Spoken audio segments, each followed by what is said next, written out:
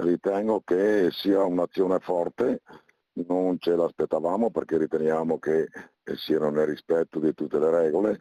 Il no moschea è un no moschea principalmente per quanto riguarda il piano regolatore. Così Sergio Vallotto, segretario provinciale Lega Venezia, partito, costretto a rimuovere dai bus e CTV i manifesti per la campagna elettorale recanti la scritta No Moschea, dopo l'esposto dell'Unione Comunità Islamiche d'Italia, ritenendo i messaggi religiosi incompatibili con le condizioni contrattuali. Convela, la società che gestisce il trasporto pubblico per il Comune di Venezia, che rimuoverà i 70 banner dei bus entro le prossime ore.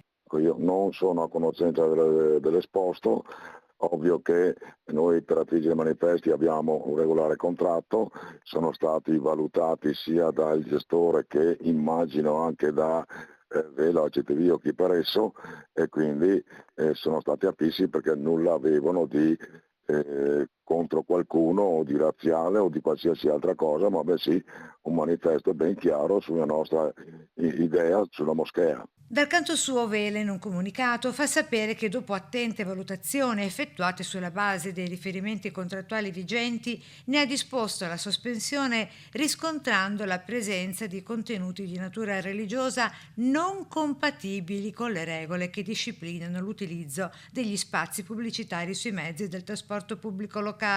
Al committente è stata contestualmente proposta la sostituzione del messaggio con un alternativo conforme, si legge nella nota, alle condizioni contrattuali in essere.